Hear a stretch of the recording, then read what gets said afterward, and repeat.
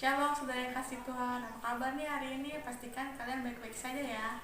Hari ini minggu kelima, kita ibadah online dan disertai dengan pengajaran dari pusat.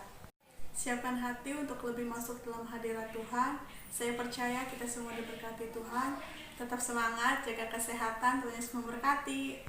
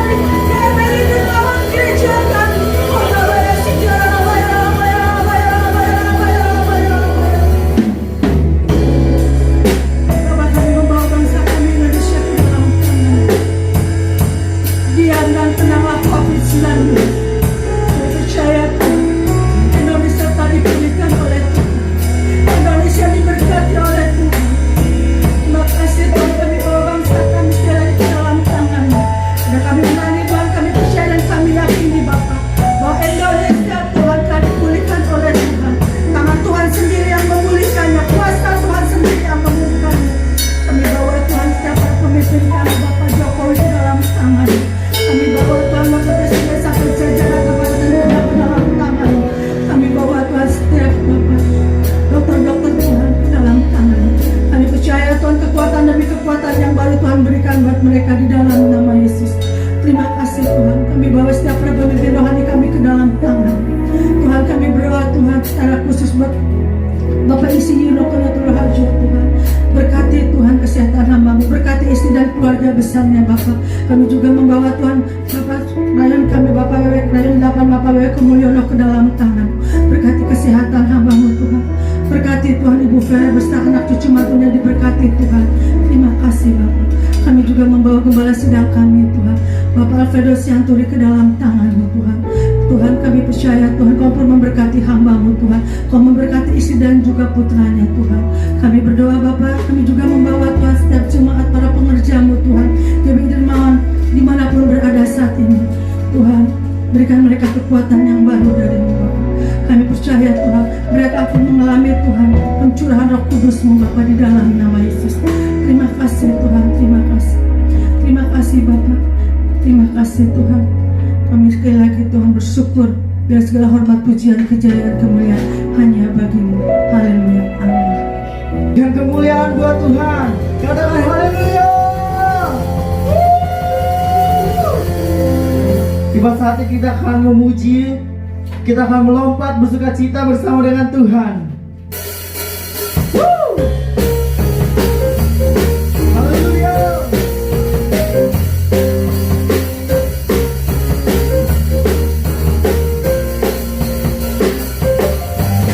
Roh Kudus tercurah di tempat ini, urapannya yang ajaib memulihkan hidupku.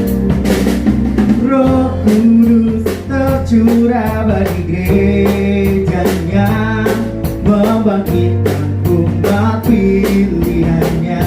Hari inilah harinya Tuhan, saat pembebasan tiba. Belenggu dosa telah dipatahkan, mari bersorak bagi Dia. Anggur baru tercurah penuhi umatnya dengan sukacita. Oh, minyak baru tercurah urapi umatnya, nyata kuasanya.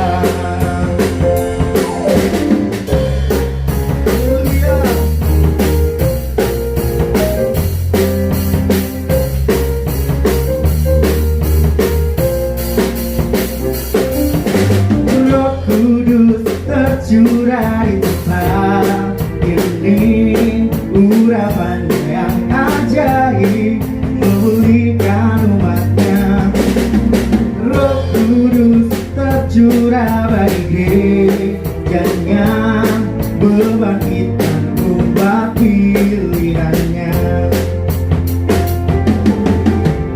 Hari inilah harinya Tuhan, saat pembebasan tiba. Belenggu dosa telah dipatahkan, mari bersorak bagi Dia. Anggur baru tercurah penuhi umatnya dengan sukacita. Oh, minyak baru tercurah urapi umatnya, nyata kuasa. Anggur baru tercurah penuhi umatnya dengan sukacita. Oh, minyak baru tercurah urapi umatnya, nyata kuasanya. Nyata kuasanya. Nyata kuasanya.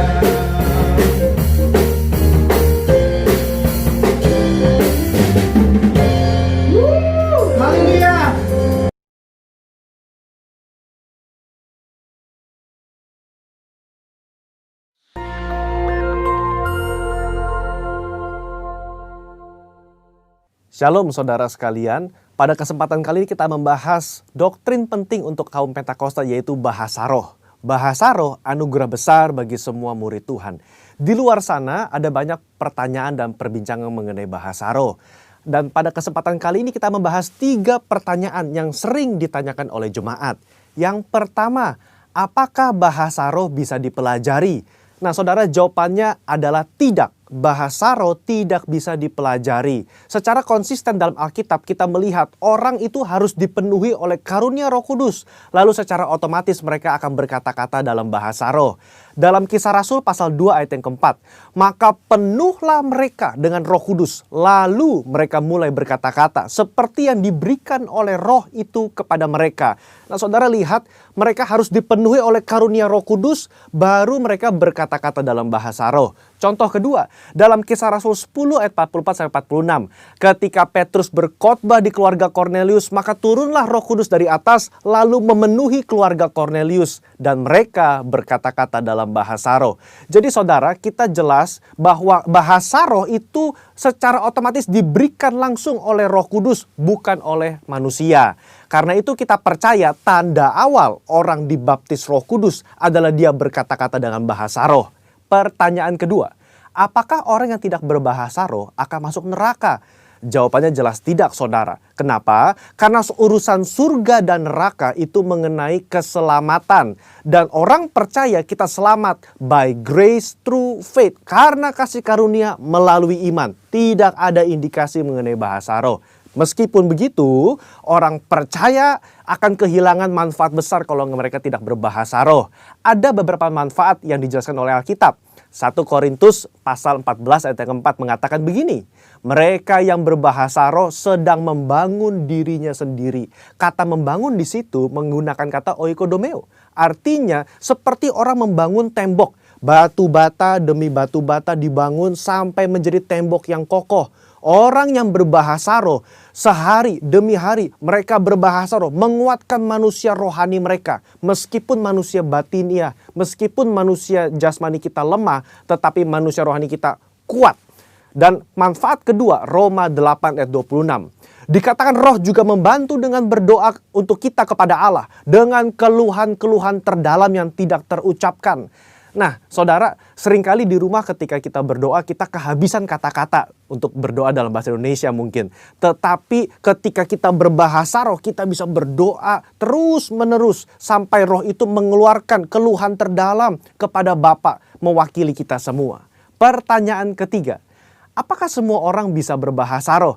Jawabannya adalah ya. Kita kaum Pentakosta meyakini semua orang percaya yang lahir baru yang mau mereka bisa berbahasa roh.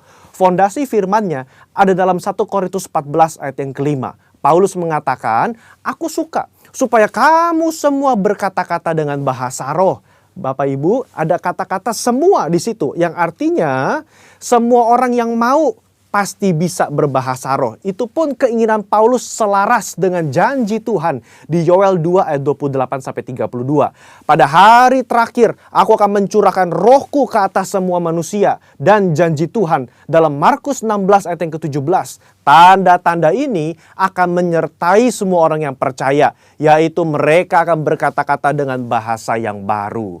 Sekian, saudara dikasih Tuhan, Tuhan Yesus memberkati.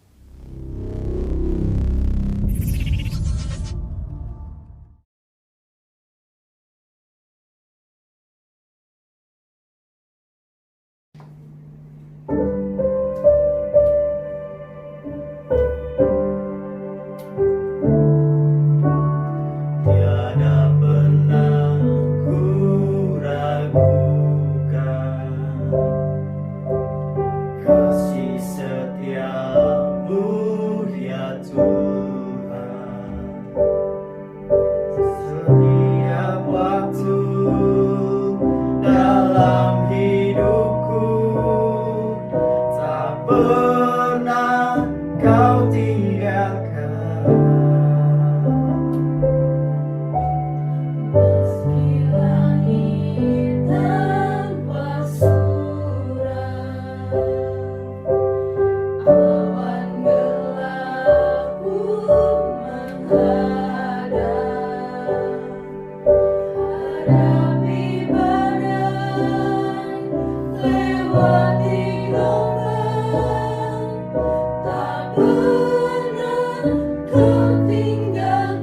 Walau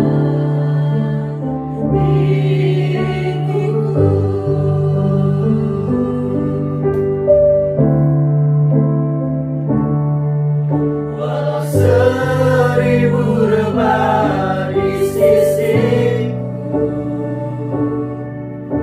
Kau tetaplah Allah penolongku. Walau seribu rebah di kananku, takkan ku goyah, sebab Yesus sertaku.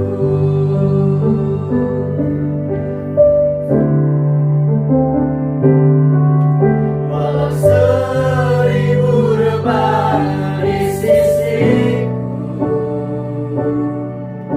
Kau tetaplah Allah penolongku.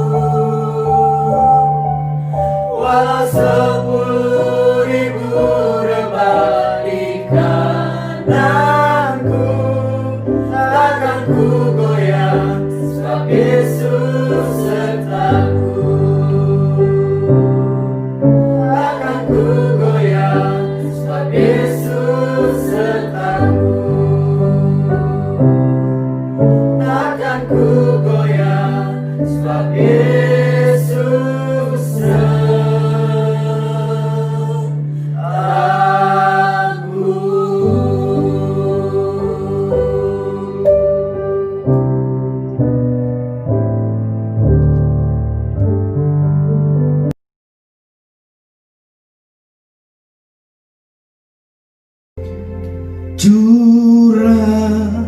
Curahkanlah kuasa-Mu Tuhan, mujizat terjadi di tempat ini. Curahkanlah kuasa-Mu Tuhan, mujizat terjadi sekarang ini. Curahkan, mari angkat tangan Bapak Ibu. Curahkanlah kuasa-Mu Tuhan, mujizat terjadi di tempat ini. Curahkan, curahkanlah kuasa-Mu Tuhan, mujizat terjadi sekarang ini. Mujizat terjadi sekarang ini. Mujizat terjadi sekarang ini. Mari angkat tangan kita, mari angkat hati kita, kita sembah.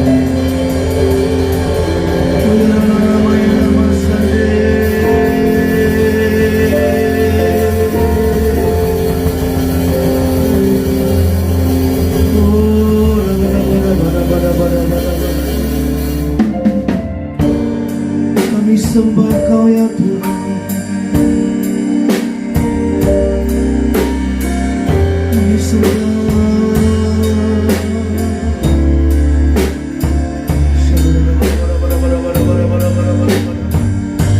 Tuhan Yesus, curahkan Roh Kudus lebih lagi atas kami.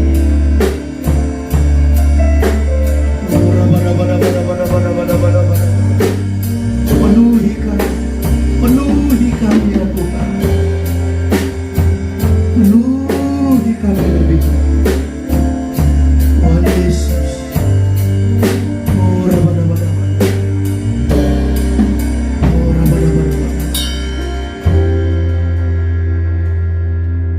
dan saat ini kami terus dalam hadirat-Mu. Kami siapkan hati kami untuk mendengar kebenaran firman. Urapi hamba-Mu, urapi semua yang menyaksikan video pemberitaan firman ini di dalam nama Yesus, dan kuasa mujizat-Mu nyata. Orang-orang disembuhkan, orang-orang dipulihkan dalam nama Yesus, dalam nama Yesus. dan kami terus dalam hadirat Tuhan. Terpujilah nama Tuhan Yesus kekal selama-lamanya. Haleluya. Amin, amin, amin, amin. Shalom. Kita kembali lagi ketemu dalam minggu ini. Minggu ini adalah Minggu Pentakosta.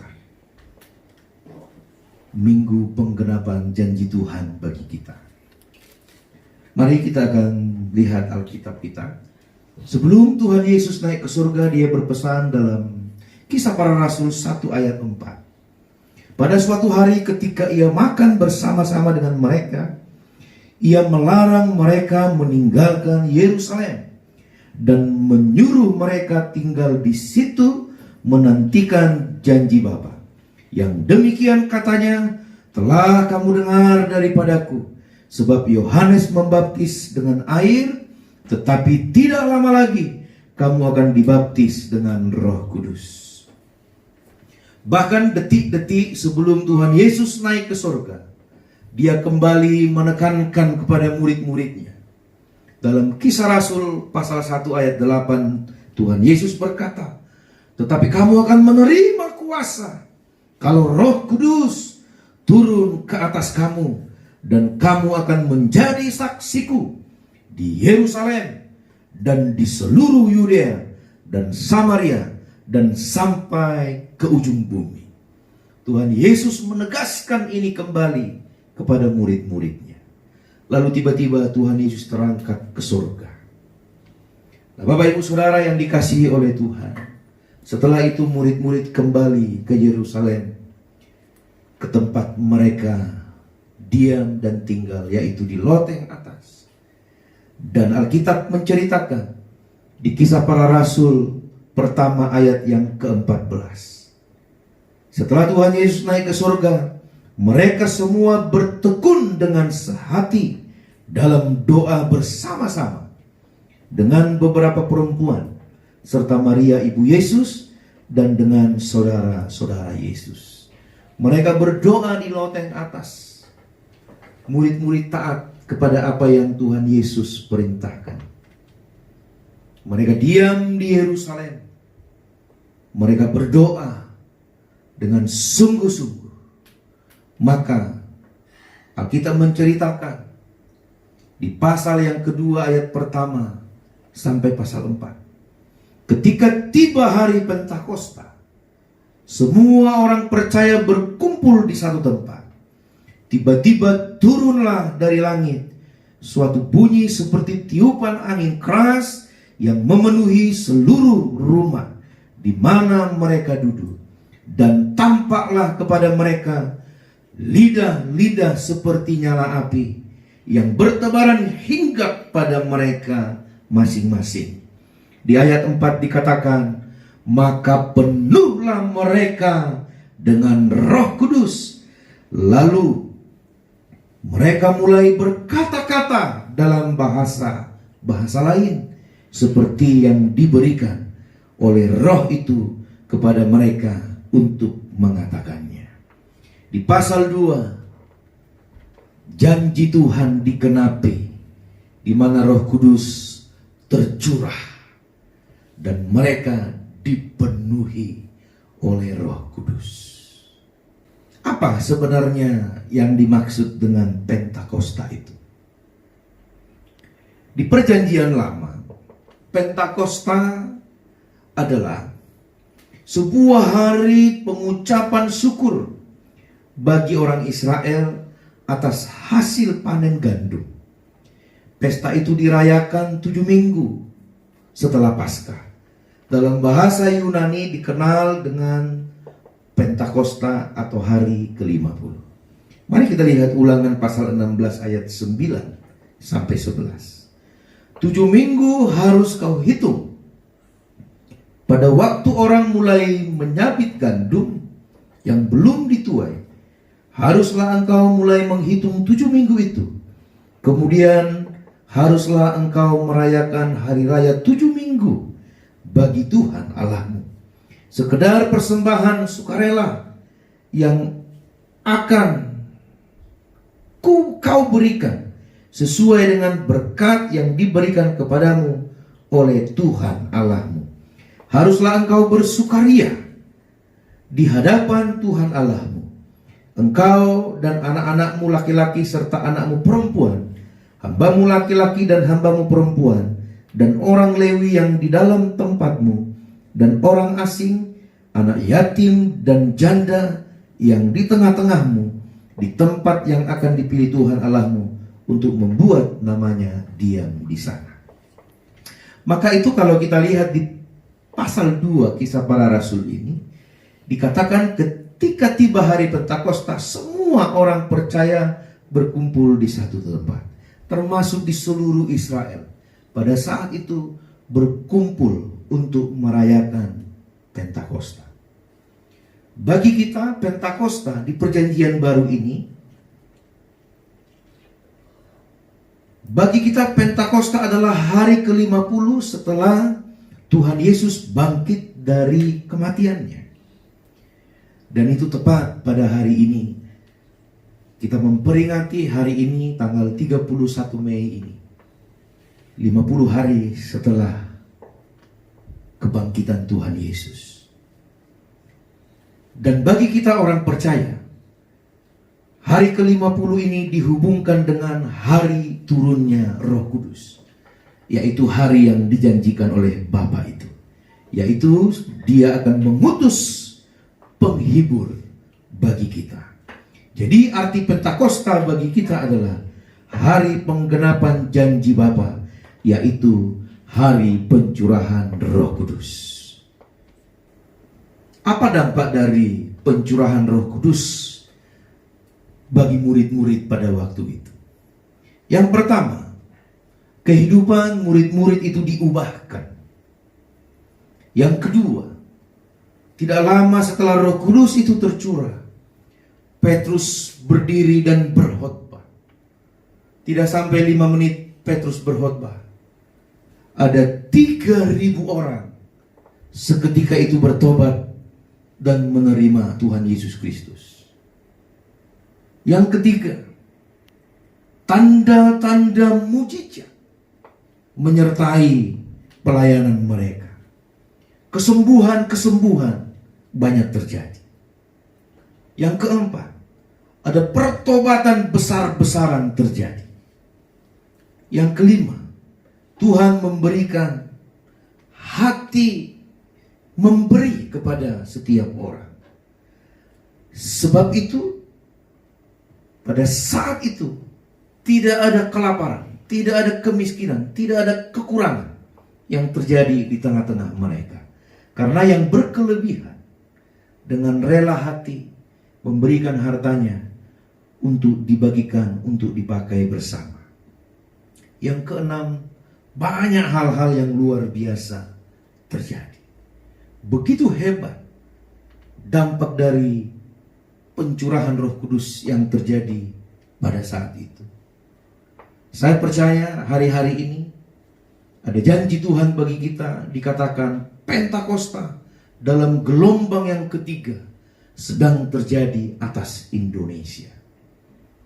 Saudara yang dikasihi oleh Tuhan, mari kita siapkan hati kita untuk menerima pencurahan Roh Kudus ini. Saya mendorong kita, bagi kita yang sudah mengerti, berdoa sungguh-sungguh. Bagi kita yang belum mengerti, jangan menolak, jangan memberi respon yang negatif. Mari dengan rendah hati berdoa kepada Tuhan. Ini waktunya Indonesia akan mengalami lawatan yang besar. Akan banyak orang bertobat. Indonesia akan dipulihkan. Bahkan kita percaya pandemi virus corona yang sedang terjadi saat-saat ini adalah satu bagian dari pekerjaan Tuhan yang belum kita ketahui. Akan ada kuasa Roh Kudus yang dahsyat terjadi di balik semua ini. Saat ini kita akan melihat lebih dalam bagaimana supaya kita bisa dipenuhkan oleh Roh Kudus. Kepenuhan Roh Kudus itu menurut saya ada 2 cara. Yang pertama, kepenuhan Roh Kudus yang terjadi secara sewaktu-waktu. Yang kedua ada yang namanya kita dipenuhi Roh Kudus secara permanen. Tapi bagi kehidupan kita selalu akan dimulai dengan kepenuhan Roh Kudus yang bersifat sementara. Seperti contoh, kita bisa melihat ketika kita dalam ibadah, kita mengalami lawatan Tuhan. Kita dipenuhi oleh Roh Kudus pada saat itu. Kita terus menyembah Dia. Dan bahkan kadang muncul karunia-karunia Roh Kudus. Ada pernyataan-pernyataan Allah. Bahkan mungkin ada penglihatan dan lain sebagainya. Pada seketika itu, kita mengalami Roh Kudus, dan setelah itu kita hidup kembali dalam kehidupan normal kita. Yang kedua, kepenuhan Roh Kudus yang bersifat permanen ini bisa terjadi ketika kita sering mengalami kepenuhan Roh Kudus yang sewaktu-waktu. Ada banyak orang berkata, percuma engkau mengalami kepenuhan Roh Kudus, hidupmu tidak diubah. Percuma engkau banyak ke gereja, tapi karaktermu tidak berubah. Saya mau katakan, Bapak Ibu Saudara yang dikasihi oleh Tuhan, memang waktu kita dipenuhi Roh Kudus, tidak serta-merta seluruh karakter kita diubahkan. Perubahan itu akan mengalami proses berjalan. Tapi bagi kita, tetaplah fokus untuk selalu mengalami kepenuhan Roh Kudus dalam doa pribadi kita, dalam ibadah-ibadah kita, terus fokus mengalami kepenuhan Dia. Seperti contoh, saya akan berikan yang lebih detail. Ketika seseorang makan, dia makan satu kali, dia makan dengan banyak sekali, maka tidak otomatis orang itu akan langsung menjadi bertambah berat badannya. Tapi ketika si orang tersebut selalu makan, dan dia makan dengan porsi yang lebih, berjalan waktu 1 bulan, 2 bulan, 1 tahun, maka dapat dipastikan pada akhirnya berat badannya akan bertambah. Tidak terasa, tapi pada akhirnya akan kelihatan. Sama dengan orang yang dipenuhi oleh Roh Kudus. Waktu kita ngalami Dia hari ini, saat ini, memang mungkin belum ada yang nyata berubah dari hidup kita. Tapi ketika kita terus menerus sungguh-sungguh menyembah Dia, mengalami lawatan Dia, mengalami kepenuhannya, berjalan waktu, maka kepenuhan yang kita alami akan berdampak secara permanen atas kehidupan kita. Saat ini yang terpenting bagi kita adalah kita harus mengalami kepenuhan Roh Kudus itu. Bagaimana supaya kita bisa mengalaminya lebih lagi? Persis seperti apa yang murid-murid lakukan pada waktu itu. Yang pertama, mereka percaya dan setia menantikan janji Tuhan. Yang kedua, mereka tetap tinggal di Yerusalem. Yang ketiga, mereka bertekun dalam doa sehati dan sungguh-sungguh. Artinya bagi kita sekarang ini, kita harus percaya kepada firman Tuhan dan semua janji-janjinya. Apa yang dikatakan oleh gembala pembina kita, dia diurapi oleh Tuhan, lalu menyampaikan bahwa sekarang ini adalah Pentakosta ketiga, pencurahan Roh Kudus gelombang yang ketiga. Saya mendorong kita semua percaya. Amin kan? Banyak orang yang menolak, banyak orang yang mencaci maki. Tapi saya mau katakan bagi kita, mari kita mempercayai itu. Kita mengamenkan apa yang dikatakan oleh gembala pembina kita. Tinggal di Yerusalem. Ini berbicara tentang kita setia menantikan janji itu. Pentakosta ketiga itu akan terjadi. Kita terus setia berdoa kepada Tuhan.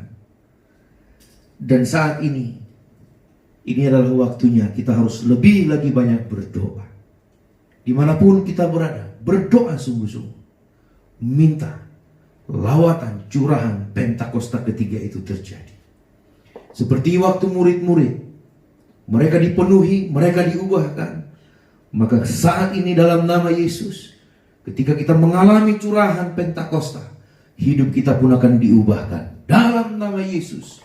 Pada waktu itu murid-murid mengalami terobosan-terobosan, melakukan hal-hal yang luar biasa. Maka hari-hari ini hal yang sama akan kita lakukan. Kita akan melakukan banyak perkara di tengah-tengah pandemi COVID-19 ini.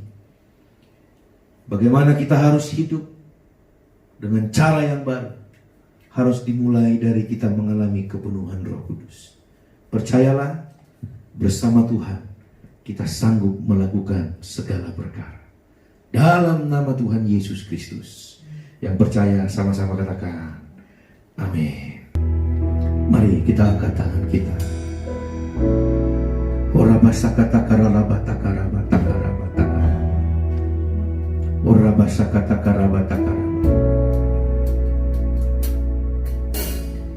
Roh Allah yang hidup penuhiku, Roh Allah yang hidup pulihkanku, turunlah urapan ke atasku, membangkitkan kuasa-Mu, oh Roh Allah. Roh Allah yang hidup penuhiku, Roh Allah yang hidup pulihkanku, turunlah urapan ke atasku, membangkitkan kuasa-Mu, membebaskan hidup yang terbelenggu, memulihkan hati mereka yang terluka, serta mencelihkan mata yang buta. Jadikan hidupku alatmu, dipenuhi urapan baru, menyatakan saran kuasa-Mu, membebaskan hidup yang terbelenggu, memulihkan hati mereka yang terluka, serta mencelihkan mata yang buta. Jadikan hidupku alatmu, dipenuhi urapan baru, menyatakan kebesaran kuasa-Mu. Angkat tanganmu sama-sama. Membebaskan hidup yang terbelenggu, memulihkan hati mereka yang terluka, serta mencelihkan mata yang buta. Jadikan hidupku alat, dipenuhi urapan baru, menyatakan kebesaran kuasa-Mu, menyatakan kebesaran kuasa-Mu, menyatakan kebesaran kuasa-Mu.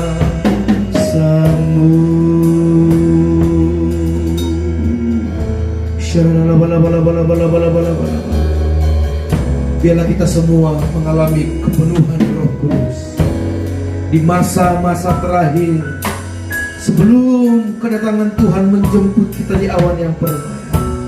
Biarlah kita semua penuh dengan Roh-Nya yang kudus. Kita penuh dengan Roh Kudus. Penuhi kami semua. Penuhi kami semua ya Bapa. Penuhi kami semua ya Tuhan. Terima kasih. Terima kasih ya Bapa. Biar mereka yang sakit Engkau sembuhkan, yang lemah Engkau kuatkan, yang berbeban berat Engkau beri kelegaan dalam nama Yesus. Bahkan bagi setiap anak-anak-Mu yang mengalami tekanan dan kesulitan ekonomi, Tuhan memberi Engkau jalan keluar di dalam nama Yesus Kristus. Terima kasih Bapa. Dan saat ini mari angkat kedua tangan kita. Turunlah berkat Tuhan bagi kita. Kasih karunia yang berlimpah-limpah dari Bapa di sorga turun memenuhi kita dalam cinta kasih di dalam nama anaknya yang tunggal Tuhan kita Yesus Kristus, dan juga persekutuan yang indah dengan Roh-Nya yang kudus selalu menyertai kehidupan kita, dan kita akan hidup kekal bersama dengan Dia di sorga yang mulia. Yang percaya sama-sama kita berkata amin, amin.